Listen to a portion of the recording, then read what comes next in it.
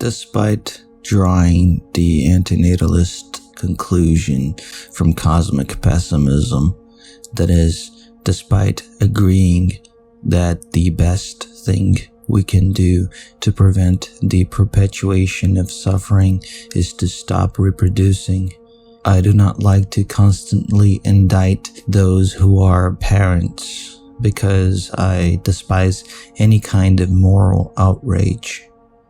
I believe that collective moral outrage is the kind of crap that lead to moments like the infamous satanic panic of the 1980s and 1990s, as well as its newer versions. However, I recently saw a tweet that stated the following, quote, "I'm 45. It's highly likely that our civilization will collapse before my 9-year-old son is the age I am now. This is the reality of pushing on with business as usual," unquote. The idea behind the tweet is noble. It alludes to the various tragic temperature records the planet had because of the warming due to human activity. It's true that we are collapsing the biosphere, at least as far as the sustainability of our civilization is concerned. It's even possible that we crossed some important thresholds, and it is inevitable that we will suffer some of the worst consequences of climate change. Some are already felt, but they are probably mild compared to what is to come. But despite the noble intention of alerting the world, I confess that this 45-year-old father's tweet reminded me of the following words from Cioran, quote, "X maintains we are at the end of a cosmic cycle and that soon everything will fall apart, and he does not doubt this for one moment. At the same time, he is the father of a numerous family. With certitudes like his, what aberration has deluded him into bringing into a doomed world one child after the next? If we foresee the end, if we are sure it will be coming soon, if we even anticipate it, better to do so alone.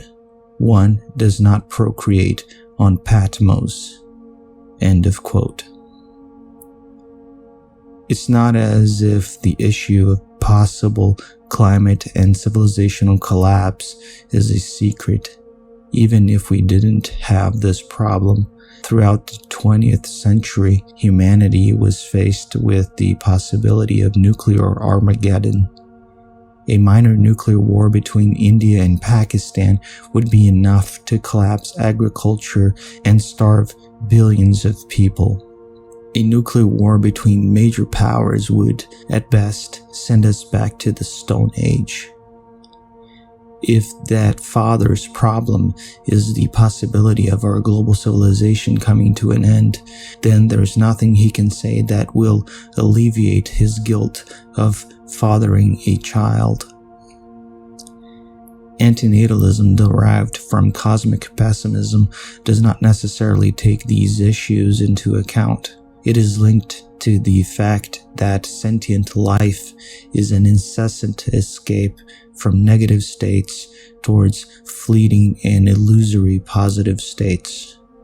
This would describe the reality of sentient beings, even in a world where living creatures didn't have the ability to reflect on existence or create ways to self-destruct, something that was true for most of Earth's natural history. For example, dinosaurs did not reflect on their existential condition, but they lived under the yoke of eternal flight from negative states, a struggle that has as its sole objective the perpetuation of the species. Dinosaurs also lacked the ability to self-annihilate. In the case of a species like ours, capable of producing absurd catastrophes that affect all of its members, issues such as nuclear war or global warming must be factored into the existential analysis. Of course, if we were magically able to get rid of these dangers, the negative existential condition would still remain. But the fact is that we are not able to get rid of the danger of self-annihilation, and therefore, such danger makes our condition as sentient beings even worse.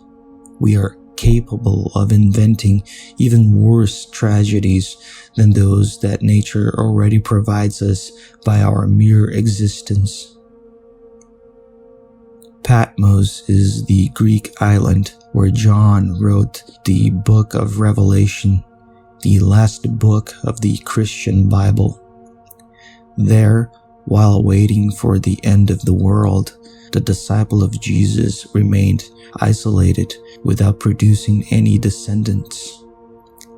Even if we do not agree with the thesis of cosmic pessimism that states that sentient life itself is a constant flight from negative states to fleeting and illusory positive states, we live under the threat of climate catastrophe, and although the Cold War is over, we still live with the possibility of destruction by nuclear war. For all intents and purposes, today, the whole world is Patmos.